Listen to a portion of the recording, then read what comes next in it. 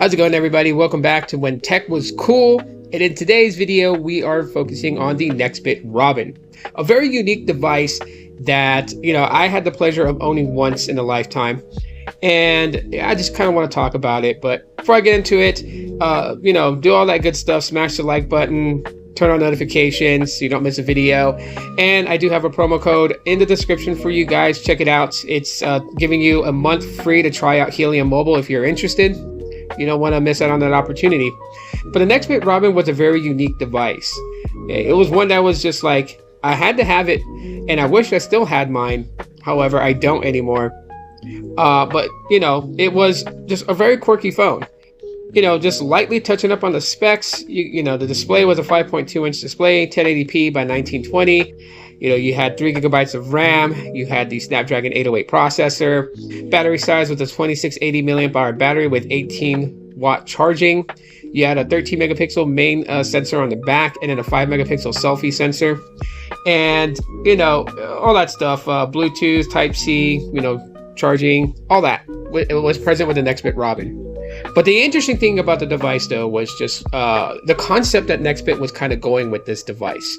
This device was literally being looked at as something that was going to rely on cloud servers to kind of host a lot of the applications that you would download onto your phone, but necessarily didn't use on a day-to-day basis.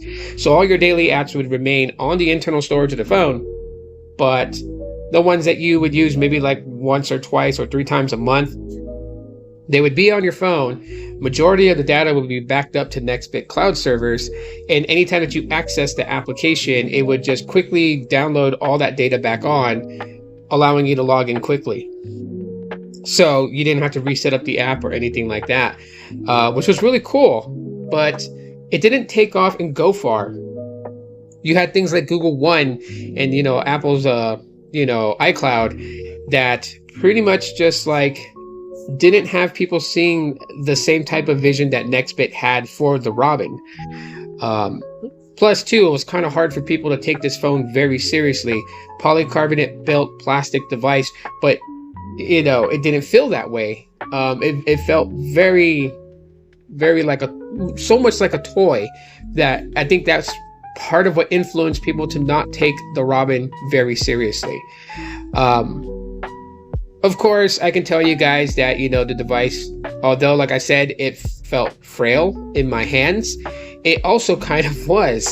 There was even a point where the screen actually popped up from the housing and I had to push it back down to have it snap back into place, which is not a good look for a smartphone, especially, today with everyone critiquing these things a lot more like as if they're professional tech reviewers. They would critique this thing far worse than what it was critiqued way back in the day. But aside from that, and aside from the fact that, the way that it's built and how it feels, technically the phone in itself and how it performed very good, surprisingly good. It was a very smooth experience. I had no problems with it at all whatsoever. And I felt like that, it got the job done for what I needed for the day-to-day. No problems at all whatsoever with performance with the Snapdragon 808 processor. And even though it had 3 gigabytes of RAM back then, the apps didn't really consume so much random access memory. The build quality was the only thing that people would really kind of complain about, especially like the buttons, like the volume rocker and everything. I mean, it did kind of have like a tactile feel to it, but it just felt very, very toyish. And I think that's just what really hurt it.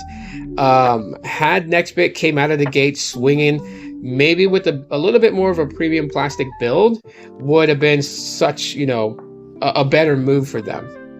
The device could have really gone farther than what we all expected had they had chose better material. And I think this is one of those examples where when it comes to a smartphone, the actual quality build of the phone does count for the reputation that it builds, because everything else about the Nextbit Robin was really good. Running Android was on 7.1.1 Nougat. It ran Android pretty decently. It was a smooth experience, had no problems there. Performance wise was great. Gaming was great. Audio's on it, especially with the front firing speakers and the way that they had it. Audio was clean and crisp out of this device. Photos were just on point. I love the photos that this device took. Video was a little iffy. Image stabilization wasn't the greatest on it, but the photos came out really good. So it had a lot of things going for it, but this was just one of those things that failed because of quality build. So that's just my little, kickback to the Nextbit Robin. Let me know what your guys' thoughts are. Did you ever own one? Comment in the comment section to let me know. And thanks for checking out today's video. Appreciate you guys. Subscribe. Talk to you on the next one.